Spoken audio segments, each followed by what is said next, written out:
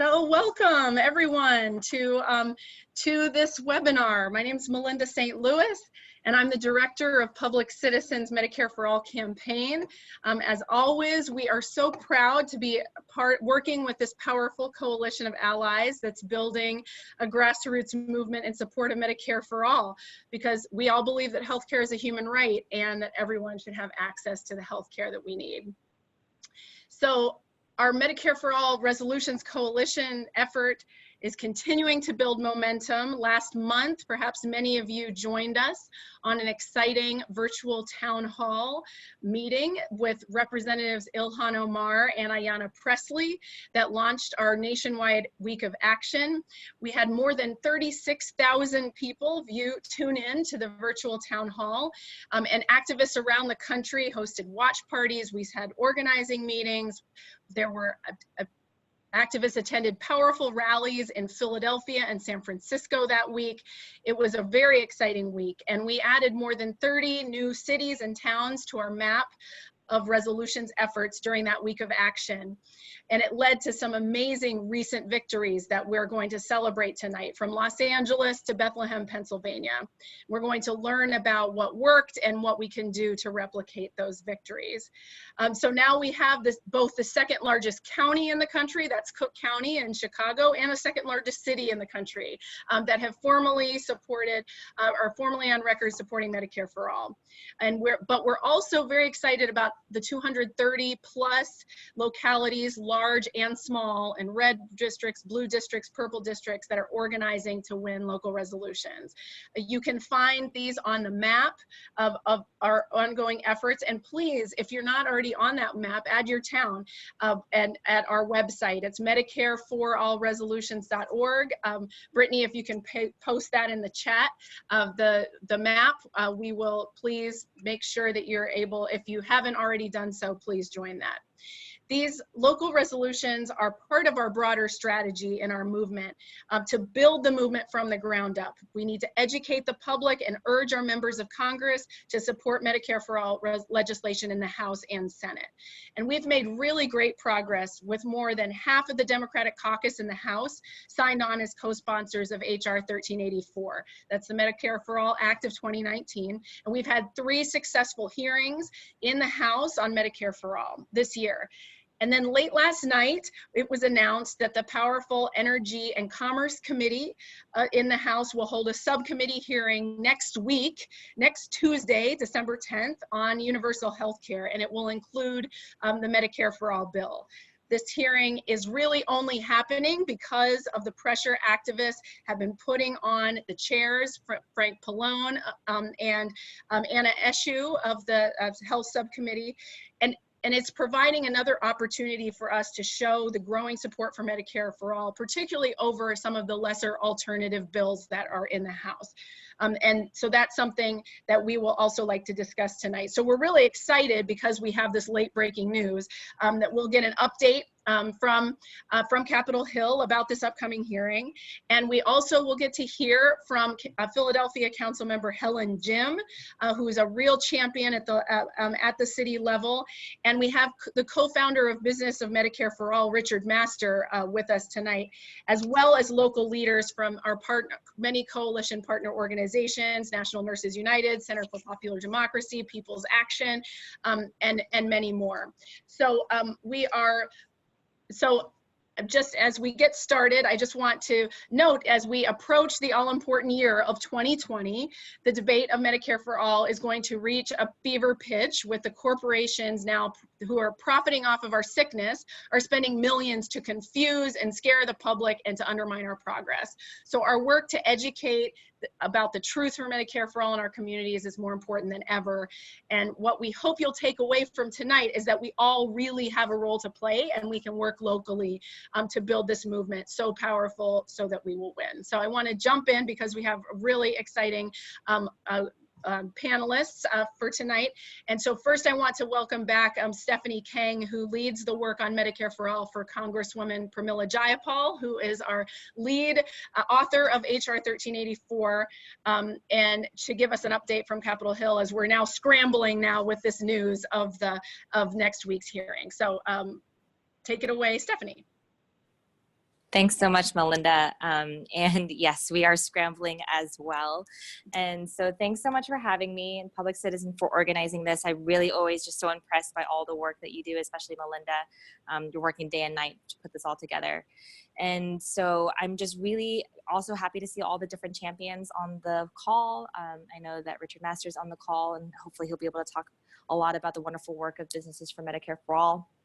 And, you know, our office just is really encouraged by all of the momentum and energy we've seen by advocates, by groups, by people outside over the past year for Medicare for All. And, you know, just as obviously the Congresswoman is the lead sponsor of HR 1384, we're working every single day to make Medicare for All a reality, but we really couldn't do it without you.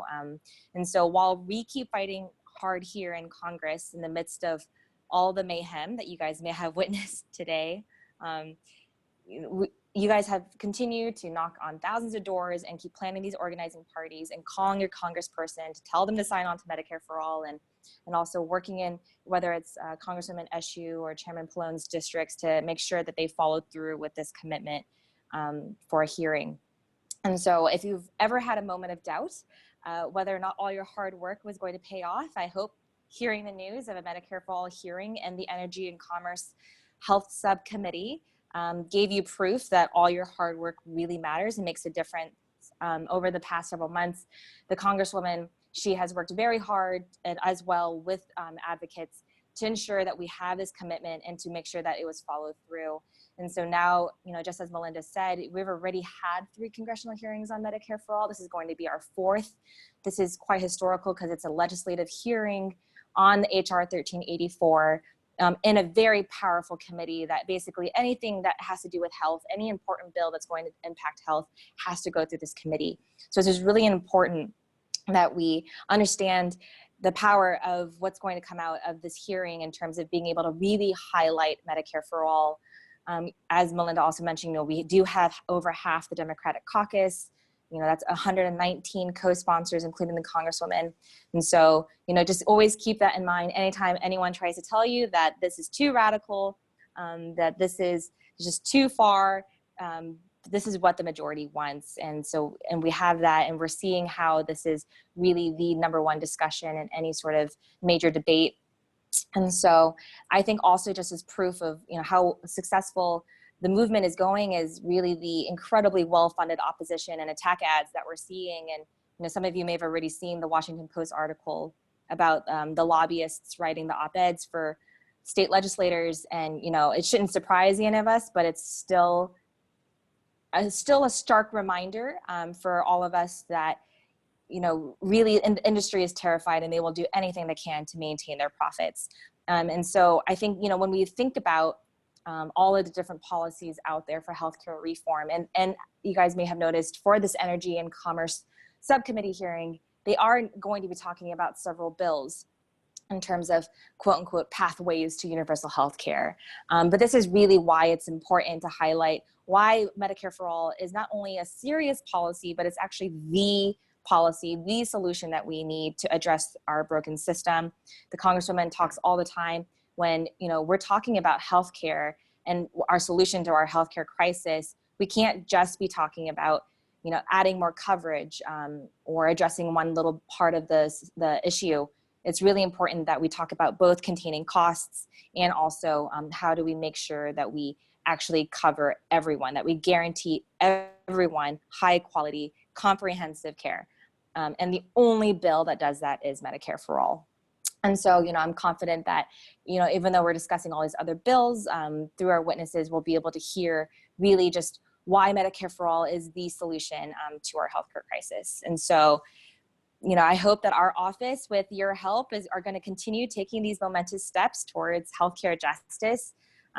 This is a very powerful grassroots movement that we've built outside Congress and helped us really develop this incredibly important bill, HR 1384, and we've advanced it further along with your help, further than anyone could imagine just a few short years ago. And it's really just the start. You know, we're hoping for a couple more Medicare for All hearings, especially around small businesses in the coming months. And that's why, you know, I think in the midst of all of the craziness, it's so important that we maintain this drumbeat, that we don't let legislators forget this priority. We have to keep this drumbeat going in every community across the country. So, you know, the local resolutions campaign that Melinda is leading is so important part of this strategy. It really is a great way to engage people in red states, blue states, purple states, wherever your district is, to make sure that your city or town is passing resolutions, and just to educate people in your community and generate media around it.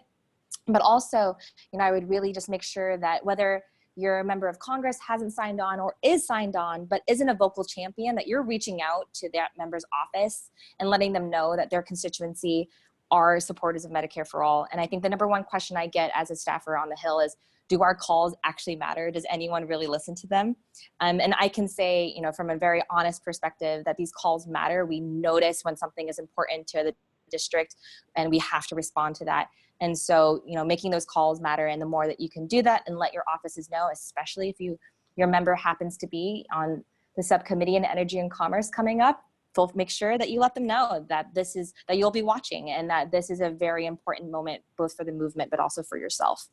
And so, you know, I just encourage folks to either host a watch party for next Tuesday. Hopefully it's an entertaining hearing, and schedule meetings, whether with your district, with your representative or their staff, you know, pass a resolution, gather signatures, do everything you can to continue the incredible momentum. And just know that our office is here as a resource that you can reach out to at any time. And so my name is Stephanie Kang, Rep. Jayapal's office, and just continue all of the great work. Thanks, everyone. Thank you so much, Stephanie. We're so grateful for all the work that you're doing, also day and night, I know.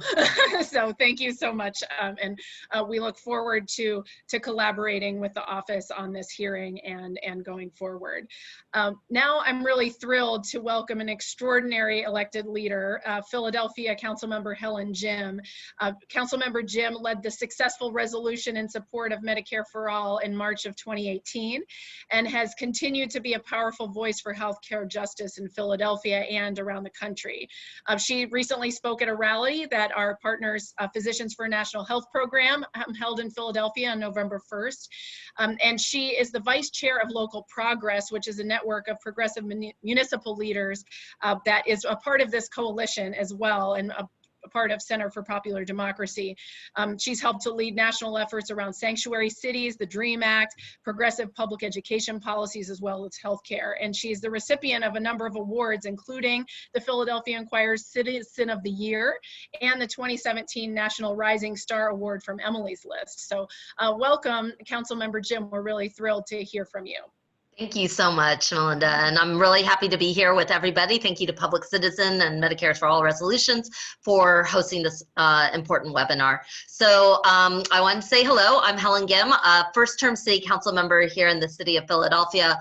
I'm a longtime community organizer, and as vice chair of Local Progress, a lot of my work has been about how to ensure that the problems that we often see at the national level, the partisanship, the stagnation around ideas, breaks open when we bring things down to the municipal level. When we make politics local, and when we make it relevant to our residents, and we give people an opportunity to speak, to tell their stories, we have a chance to really make a difference and to make our voices, wherever we may be in our municipality, really resonate in DC and beyond.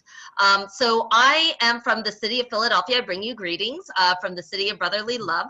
And here we are the poorest large city in the country. That means of the 10 largest metropolitan cities, we have approximately a 26% poverty rate. That's greater than 1 in 4 residents here in Philadelphia lives in poverty.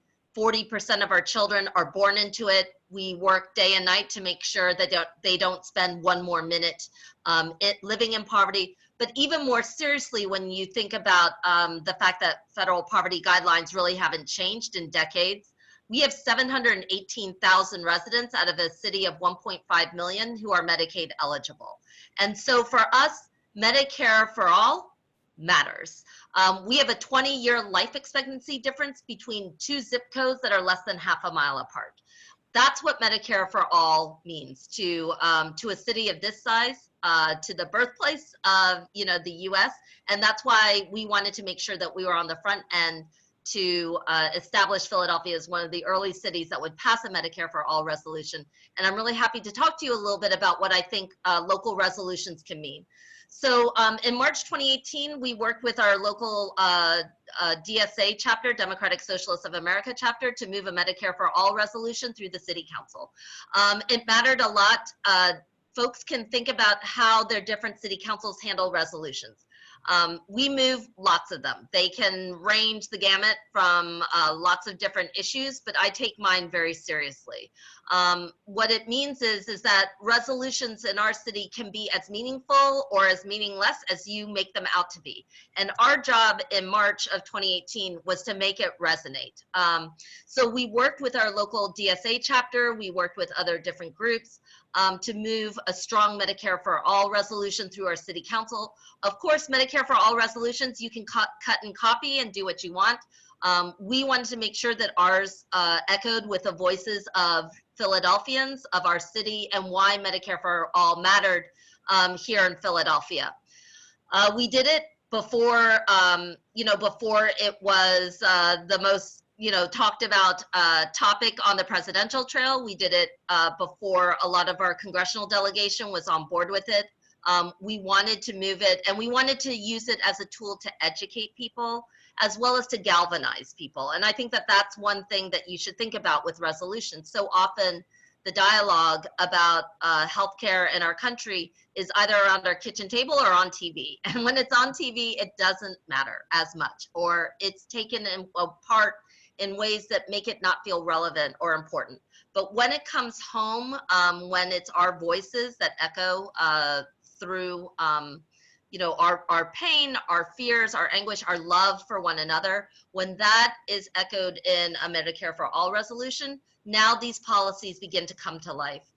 So we took time to work with our activists to make sure that they had a strong role to play in not only the crafting, but also the ushering through of a Medicare for All resolution. That means we also train people to become lobbyists for the issues that they care about. So working with people, they go around, they meet other council members, they talk about the resolution, why it matters. We teach people how to testify in city council to make, to do public testimony. And then what's nice about it, at least in our city, and it depends on your others, but most of them are televised. So you have a chance to encourage people to watch. You can clip video, which is posted publicly on YouTube. People can use it in different ways. And it's a great opportunity to make an issue that may not always have a lot of resonance at the municipal level really come alive in a city format or a township format or a school board format. But all of these issues are, in governmental resolutions, you can really craft them to become much more personal. You can teach people how to organize around it. You can teach people how to leverage the media powers of it and then start to utilize it and wield it in different ways. Of course, there's no question how exciting it is to have two top-tier presidential candidates running on Medicare for All. It's transformative, actually. But it's really important to remember that those candidates who are championing Medicare for All can't do it on their shoulders.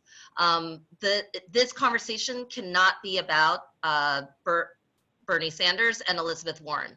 It is really about each and every one of us who is carrying the love and fears of our family members, of our neighbors and our community members, our work colleagues, who can tell a story about why Medicare for All matters, not living in some kind of a policy handbook or theoretical world, but actually in the lived lives of people.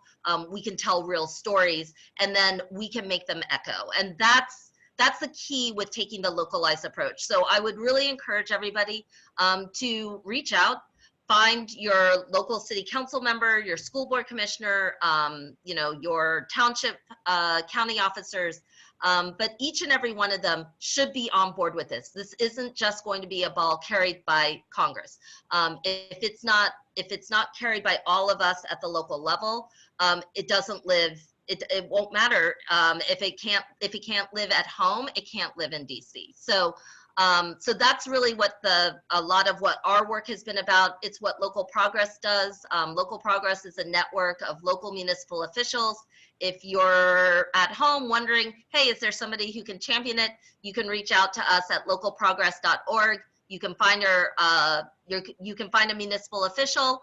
We have 1,000 of them in 48 states, all across the country, and maybe one of them can also carry Medicare for All resolution through. And we're really happy to work with you and to reach out with folks.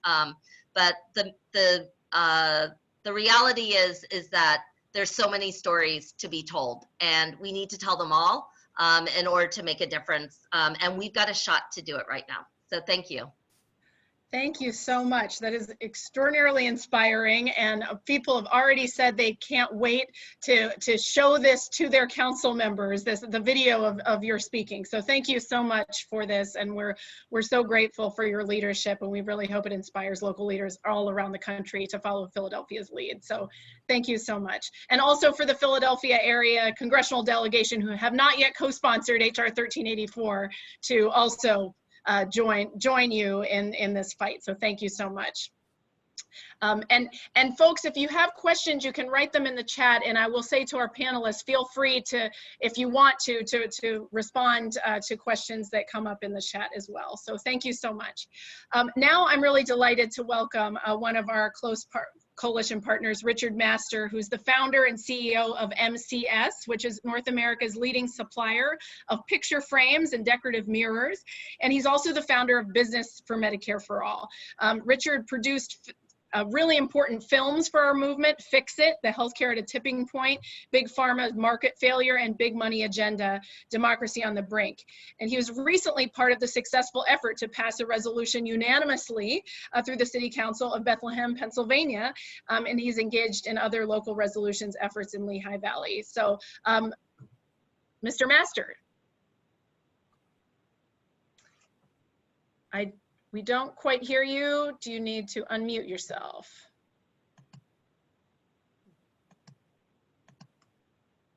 See, I do not.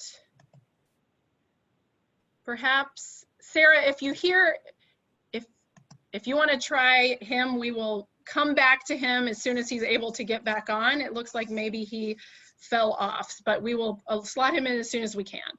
So I will now turn it over to two activists who helped to lead the impressive, magnificent organizing effort over the past several months in Los Angeles that led to the recent victory and all the efforts that they made. So we have Sean Broadbent and Mari Lopez, who is an organizer with National Nurses United. So I'm not sure which of you wants to go first, but go ahead and jump in. Hi, everyone. I guess I'll go ahead and start. This is Mari Lopez with National Nurses United. Yeah, there's a pretty stunning success here in Los Angeles with the City Council of Los Angeles being the second largest city in the US supporting Medicare for All. And this couldn't have happened without this incredible work done by folks like Sean, who I want you all to hear from, because of the movement that he's led, working with these bodies called neighborhood councils that exist in the city of Los Angeles, that are the communication hubs for the city council within their districts, and just basically ears to the ground for the residents and what they need. And so Sean and others working with him were able to rally these neighborhood councils to get behind and support Medicare for All.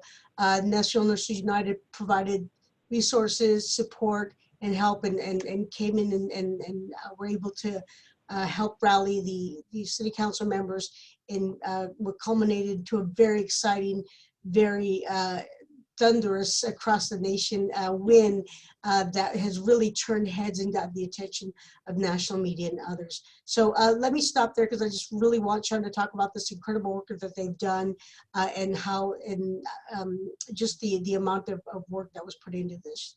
Sean, if you want to take it from there. Sure thing, Mari. Thanks for introducing it. And yeah, the last month has been such a exciting moment to be in, to get here. Really wasn't sure if we were going to make it, because, you know, as it gets on in the year, it just feels like we've been active the entire year. Met Mari a year ago at a post-election kind of progressive, you know, just introduction to ways to get active on a number of issues. And she was presenting on Medicare for All and what the nurses were going to be working on with HR 1384. Immediately knew that I wanted to get involved with that and signed up to host a barnstorm where I lived, just in my local area. And there were a lot of those. And that was kind of the very beginning, just there at the start of the year. I think that was just early February. And I made contact with just local barnstorm hosts in my area to see, you know, what are you guys doing to get the word out? What are you guys going to be presenting on? And how do we, you know, best use this to build action afterwards? And that kind of started the seeds for the team that would eventually go and work on this resolutions effort. There was a couple of us that started meeting regularly and eventually had 3 teach-ins at someone's house. And that was really helpful to also just kind of educate people, make sure all of us were comfortable speaking on the topic and able to present. And just like Councilmember Helen Gym was talking about, you know, people needed to feel confident, you know, that they could present on this. And it was only through the local organizing and meeting one-on-one and also in small groups that we were able to build on that.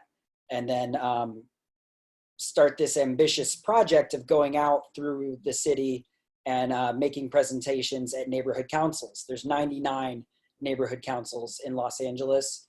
So that's a big project to take on. And we did have quite a few people helping out. We created like a central Google Docs that we shared so that the information we were sharing was standardized. And some of that was built off of documents from National Nurses United and Physicians for a National Health Program.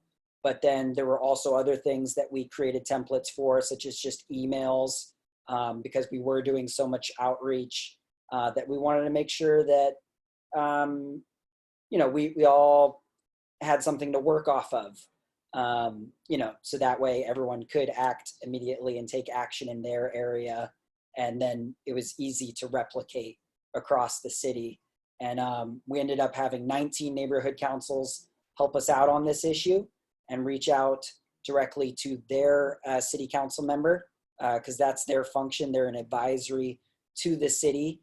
And just that process of going to these neighborhood councils, having these conversations with them, really helped so many more people in the city own the conversation around Medicare for All and really think about how they could own it and how it mattered to them and mattered to them as neighborhood council members. You know, we had some people speak about their experiences of being uninsured, their parents being uninsured.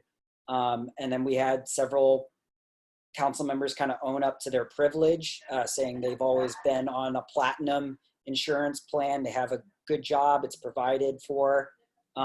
So there's just a lot of solidarity that was also able to be built as we were going throughout the city. And then it was able to be culminated in this passage of a resolution, really a beautiful thing, just, you know, last month. So, you know, it took a team. It took all of us really being egoless and just working with each other and plugging in and being responsive to one another and being ready to act every week is what it took in the end. You know, throughout the summer, it was really every week, because we'd go to a neighborhood council not just once, but 2 or 3 times, meeting with their subcommittees and working with them to craft letters and then send it up to city council. I mean, LA is so huge that we really needed to work on a much smaller local level to then build upwards. But I was really grateful for that process and that was available to us. as Los Angelinos. I hope that's something that's helpful for other people in large cities. And if it's not, the neighborhood council system is awesome and a wonderful instrument for local democracy. So hopefully that can spread to anyone who doesn't have it. Yeah. Yeah, and if I could just add as well, for folks who are thinking about doing their own resolutions, you can utilize Medicare for All, National Nurses United. We have a text banking system that we utilize, and we draw out folks to your events. So if you get in touch with us, put your stuff on the map by plugging into Medicare for All. That's Medicare, the number for all.org. Plug in your map and your information, and what we'll do is we'll alert people in the general area of your event or your activity. If you're past your resolution, you've got a meeting, we can alert folks of that and help bring other activists and supporters out to your area, to your activities and event. Thank you. It really was just a really impressive piece of work, all of you in Los Angeles. We're so grateful for everything that you've done, and thank you to both Sean and Madi for this very inspiring update. And I think there is a lot that everyone can learn. In DC, we also have a similar neighborhood council structure, and we're planning to do a similar thing. So thank you so much. Is Richard available now to join us? Yes, I am, if you can hear me. Okay, there's some feedback. Let's see how it goes. Yeah, let's see. I'm traveling and I don't have access to proper technology. It's okay now, go ahead. Yeah, well, I'm the co-founder of Business Medicare for All. And as you mentioned before, here we go. Let's see if I can.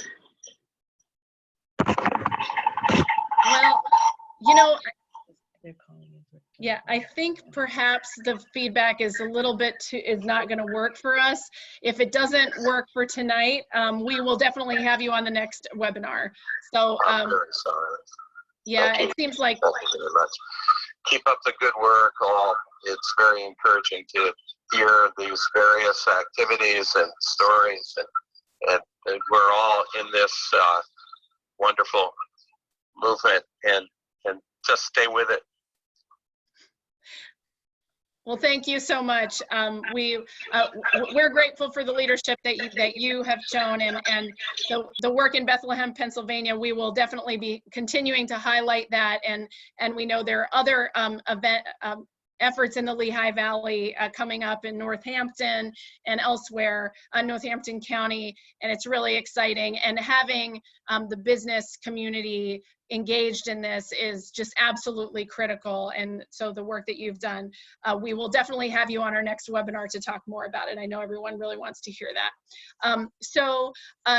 So unfortunately, we'll move on, but very excited because we have other incredible local leaders, and really that's what this movement is about. It's important, the national organizations and the experts, but we also are just, what we're finding is that the experts are at the local level all around this country. And so we're getting to hear now from Caitlin Austin, who's an activist from Salisbury, Maryland. She's affiliated with our coalition partner, People's Action, and she participated in a petition delivery to Congress earlier this fall when we delivered 2.2 million petitions. And her story is extraordinarily compelling, and she's an amazing activist. So Caitlin, we'd love to hear an update from you.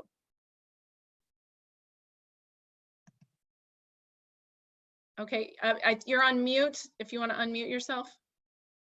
Sorry, is that better? Yep, great. Awesome. All right.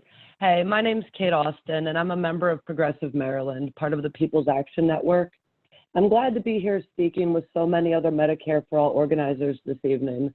Despite having grown up with some privilege in an upper middle class family in Fairfield County, Connecticut, I didn't live a cookie cutter life, nor did the people that I love.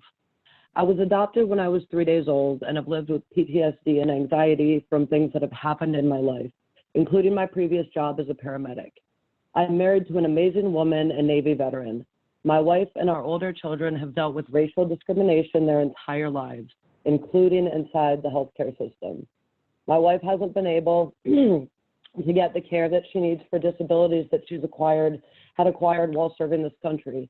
And I've never been able to get proper medical care for myself despite having worked in the healthcare field. Yet I'm here today because of one person in our family who's no longer with us. Danny Crespo is the father of our 3 children and my wife's ex and best friend. He was one of my best friends. He was the backbone to our family. He worked really hard and was an amazing father and in so many ways an amazing human being. Danny also lived with diabetes and it made him very ill. He fell into a diabetic coma, but he was beginning to recover. And last year seemed to be getting better. We were all pretty optimistic about it until one morning in June that changed everything. Danny had unexpectedly taken his own life. He had a lot of debt from his illness and had recently found out that he had more serious issues coming. Over and over again in his medical bills, we found notes about how he was going to get rich and give our family everything we deserved. He had essentially reduced himself down to his financial value, not seeing what a light he was in our lives. Not only was Danny driven into a mountain of debt to preserve his own life, but when he tried to get help, he simply couldn't afford it. Danny was finally open to mental health treatment for the first time in his life. Not even 2 months prior, he reached out to numerous therapists for help, but couldn't afford the copays with his health care plan. Danny was a Medicare for All supporter. He was there when Representatives Jayapal and Dingell introduced the bill in DC, and he kept going back to help advocate for it. I joined Danny and shared the desire to channel our pain towards helping our family and others alike. After Danny passed, I went to other rallies and protests and met some amazing activists who inspired me to realize that if we build enough power with each other as people, things can be changed.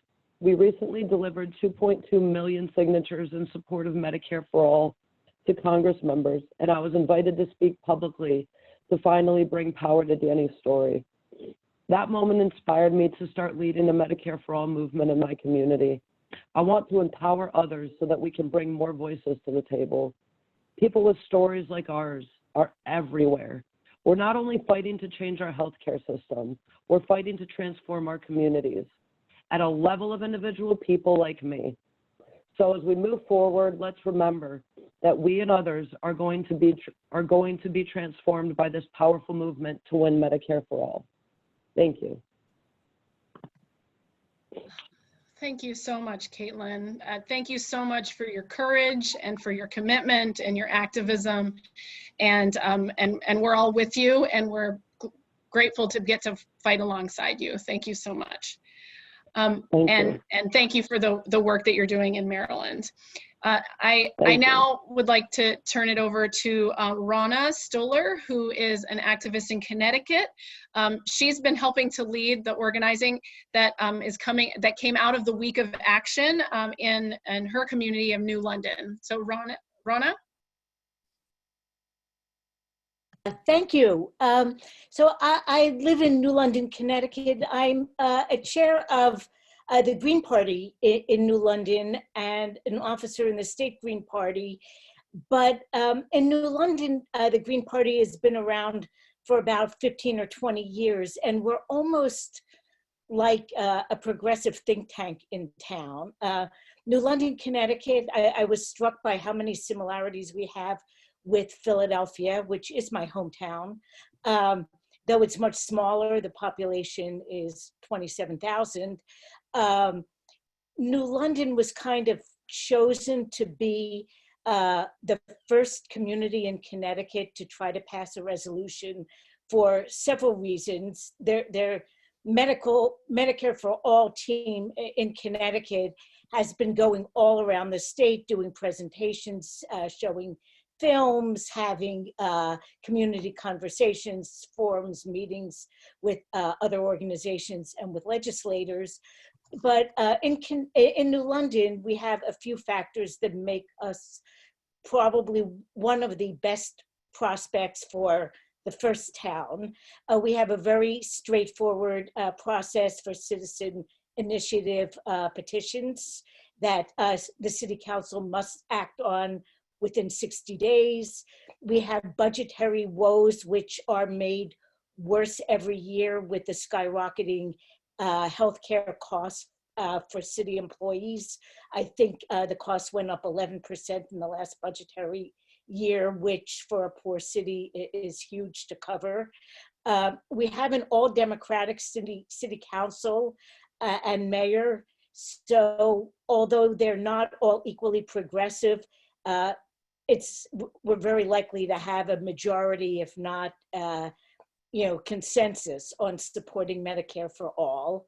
And through past actions like getting a fracking waste ban passed a few years ago, we kind of have a good grasp in the city about who, getting people to testify and who knows whom and which people are likely to be able to help move it forward in an official process. So, so far what we've done is we've taken model language and adapted it to our town.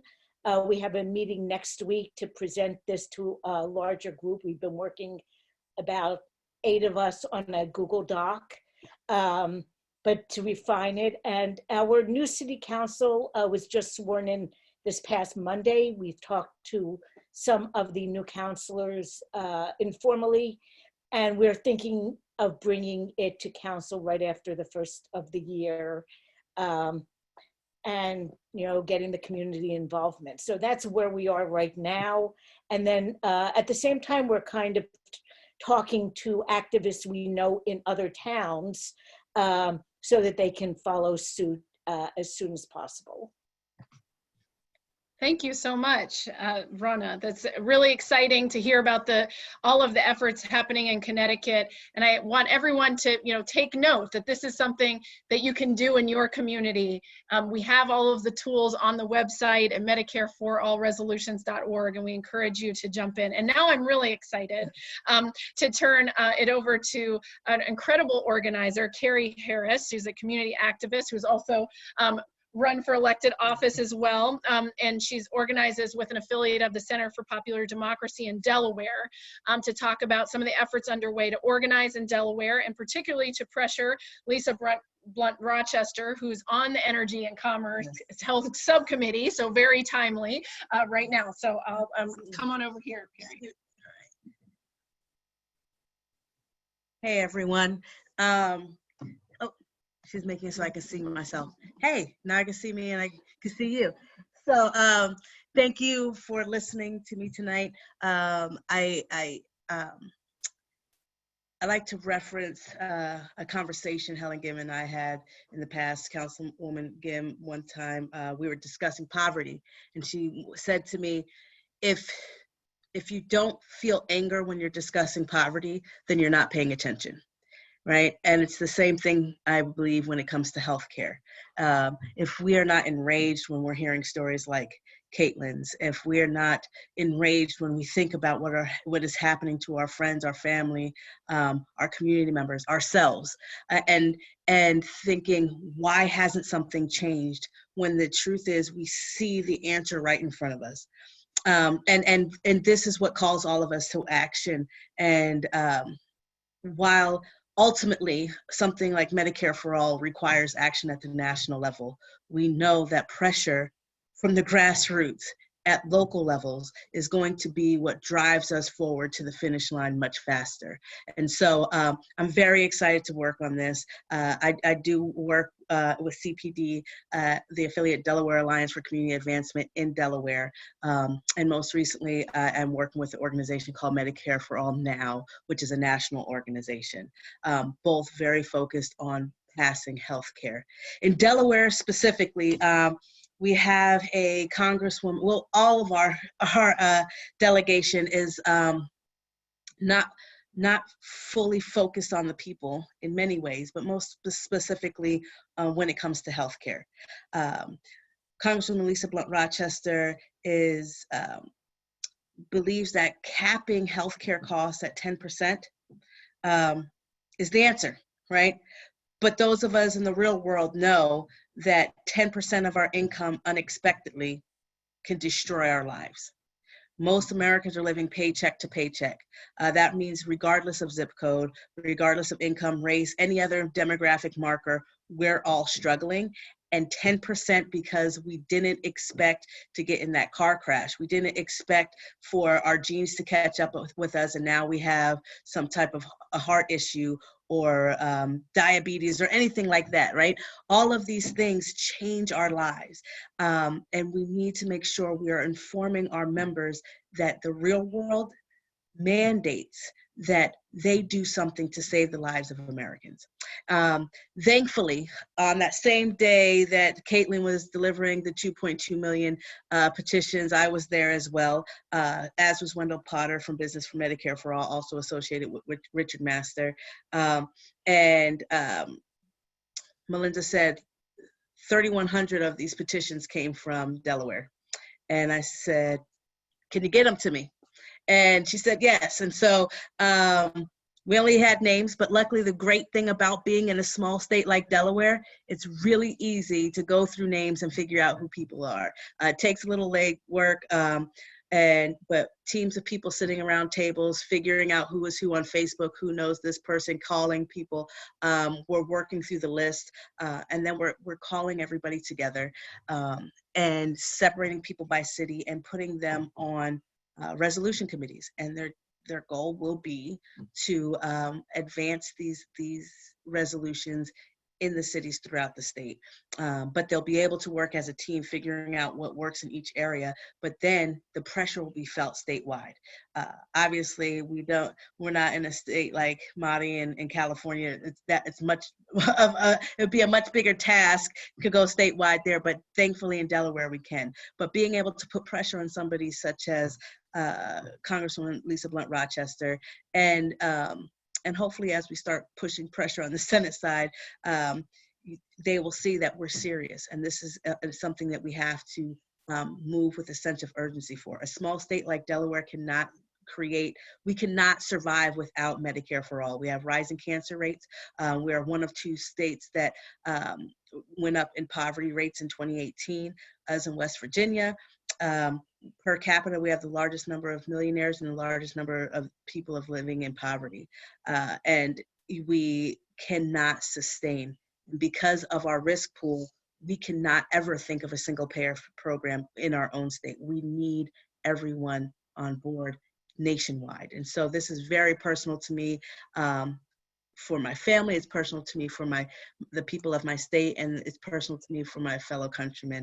And so that's why I work very hard at the state level and nationally, and I really do believe that we will pass all of these resolutions statewide, but then nationally we will form coalitions that show that people power is the way to move, and that these policies will pass, and Medicare for all will be the answer. So thank you, guys. Thank you so much, Carrie. We're so grateful to have you here, and great to have you in the public citizen office as well.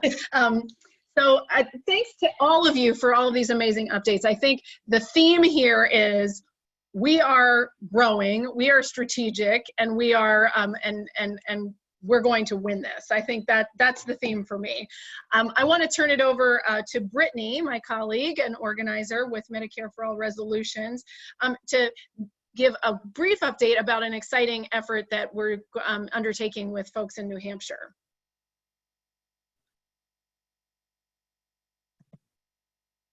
I think you're on mute. Unmute. Okay, go ahead. Great, hi.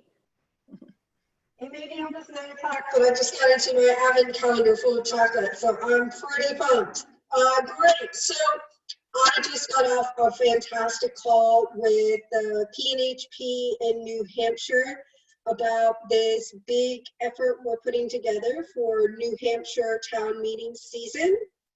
We're going to be working with a bunch of partners in New Hampshire, PNHP, People's Action, Rights and Democracy, and more, to organize resolutions through the unique structure of town meetings in March and up until March. Together, we're gearing up an action plan to win resolutions passed across the state all on the same day. So in New Hampshire, many towns only pass legislation on one day a year through the direct democracy of a town meeting. This year's town meeting day will be Tuesday, March 10th. And at town meetings, registered voters meet to vote on proposals, including resolutions. A few years back, Public Citizen and allies worked with activists in dozens of towns to pass resolutions to overturn the Supreme Court decision, Citizens United. And we are hoping to do the same here. There are three, we've created this very simple toolkit and timeline to pass resolutions through town meetings, and we will provide specific webinar training next week for activists in New Hampshire. That webinar will be on December 12th at 8 p.m. Other states in New England also use the town meeting structure. So Vermont uses it, and I think Maine uses it some, but not as extensively. And the toolkit we're working on, it can be used there as well. So there's 3 key stages over the next few months to make this happen. First is to get the information you need. So we'll be working with activist leaders next Thursday for this on December 12th for the training process. Second, in order to bring a resolution to vote in March, you generally need a petition with the signatures of 25 registered voters, usually submitted towards the last week of January. We have a sample petition, and we're also working on some crowd canvases in some of those areas where people gather, even if it's briefly, since it's up there in cold New Hampshire. Maybe by some ski lifts. Maybe Melinda will send me on a to a ski lodge to get some signatures. But then finally, once the resolution, so that once you submit your petition with all your signatures, it can go on the town warrant, and then we can help you get your neighbors to come out and support. So that's like a very simple, quick overview, because I know it's approaching bedtime, or hopefully bedtime for someone who's had too much chocolate. But you can find out more on our website by going to the link in the comments. I'll put it there in just a sec. But as always, if you have any questions or know folks in New Hampshire or other states that use town meetings who might want to get involved, please get in touch. So yeah, great. Thanks and good night. Great. Thanks, Brittany. It's great to see we think we can actually get dozens of these from New Hampshire and from these town meetings, and it's a really exciting way for us to move this effort forward. And obviously, in early 2020, New Hampshire is a very important state for us to be talking about Medicare for all and across the state. So I think our takeaway from tonight is that our movement is really vibrant, it's strategic, and it's growing. And we really hope that if you're not already connected to an effort to pass a local resolution, that you do visit the map on our website, you join one that's underway, or add your town. We really do have the tools, we have the support, we can connect you with others in your community, because we have this broad coalition of all these organizations that have members in various communities that we can pull together. Before we close, I want to loop back for this immediate issue that we talked about at the beginning, which is this upcoming hearing that we found out about just last night, and how we really need to use this as a way to push for as positive as possible for our movement to use this moment. And so I'm going to read the names of the Democrats who are on the Health Subcommittee of the Energy and Commerce Committee. And we will paste them also into the chat as well. But so if you know someone, if you're in these districts or you know someone in the districts, if you could, the first list are people who are our champions already. They have signed on to the bill. And they're on the Health Subcommittee. But what we need them to do is show up in force for this hearing and to speak powerfully in favor of it. So you can call them and you can thank them and encourage them to show up on the 10th and be strong. So that's Bobby Rush in Illinois' 1st District, Elliot Engel in New York's 16th District, John Sarbanes in Maryland 3rd District, Peter Welch in Vermont, Ben Ray Lujan in New Mexico's 3rd District, Joseph Kennedy in Massachusetts 4th, Debbie Dingell, who is the co-author of Medicare for All Act of 2019 in Michigan's 12th, Robin Kelly in Illinois 2nd, and Nanette Diaz-Barragan in California's 44th. So those are our champions that we want to shore up in the next few days. Again, we have until December 10th. So it's great for them to hear that we really want them to show up. This is the list of folks who are Democrats on the Health Subcommittee who have not yet co-sponsored HR 1384. And it's really important for us to generate calls to their offices by constituents and call on them to co-sponsor the bill between now and December 10th. So that's Lisa Blunt-Rochester from Delaware, Anna Eshoo, who's the chair of the committee from California's 18th, Mr. Butterfield from North Carolina, 1st District, Doris Matsui from California 6, Kathy Castor from Florida 14, Kurt Schrader from Oregon 5, Tony Cardenas from California 29, that overlaps with the LA City Council resolution, so we need to make sure he knows about that, Raul Ruiz from California 36, and Ann Custer from New Hampshire 2nd. So both, as I mentioned, Tony Cardenas needs to hear about the Los Angeles City Council resolution. Kathy Castor, as in Tampa City Council, passed their resolution. We need to make sure she is very aware of that.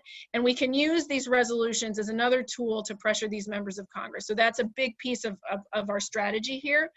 Just want to point out the Capitol switchboard is 202-224-3121. So we will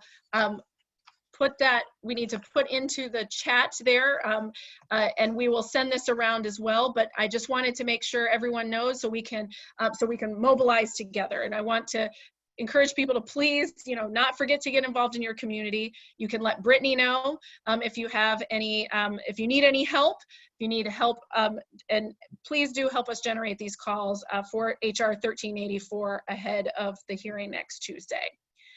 I'm so grateful to be in this fight with all of you, and thank you. I want to thank all of our panelists. I want to thank Councilmember Gym. I want to thank all of everyone, all the local leaders from all around the country who took time out tonight, and mostly to all of you, everyone who joined this webinar and who are part of this movement. We will make the recording available, and do plan to join our next webinar in January, which we will also share with you all.